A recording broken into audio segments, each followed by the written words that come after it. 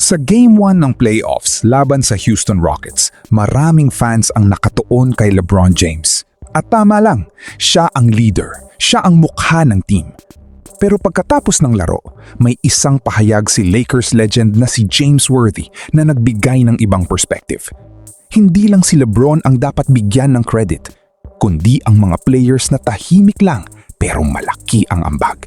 Sina Marcus Smart, Jake LaRavia at Rui Hachimura. Simulan natin kay Marcus Smart. Sa Game 1, hindi mo kailangang tingnan agad ang stats para makita ang impact niya.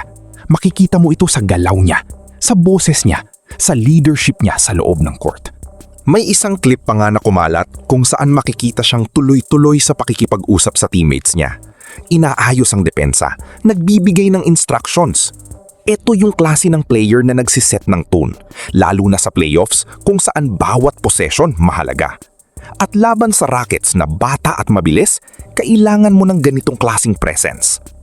Ngayon, kay Rui Hachimura, ito ang binigyang diin ni Worthy, consistency. Sa Game 1, hindi siya maingay, pero productive siya. Kaya niyang umiscore sa loob, kaya niyang mag-stretch ng floor, at higit sa lahat, marunong siyang pumili ng tamang tira.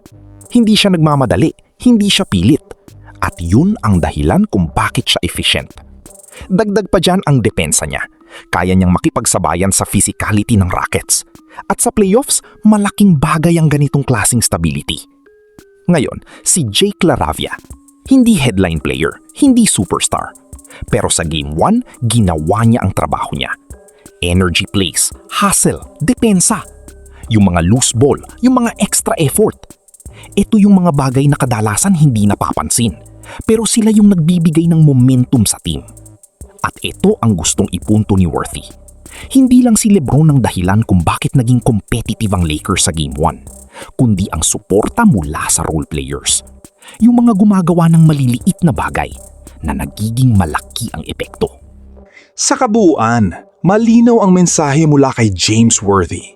Oo, mahalaga si LeBron James, pero sa playoffs, hindi ka mananalo kung mag-isa lang siya. Kailangan mo ng depensa, kailangan mo ng communication, at kailangan mo ng consistency mula sa buong roster. At sa Game 1 laban sa Rockets, pinakita ng Lakers na meron silang ganitong klaseng players. Ngayon ang tanong, kung magtutuloy-tuloy ang ganitong laro ni na Marcus Smart, Rui Hachimura at Jake LaRavia, sapat na ba ito para maipanalo ang serye laban sa Rockets o kailangan pa rin ng mas malaking effort mula sa iba pang players? Comment nyo sa baba.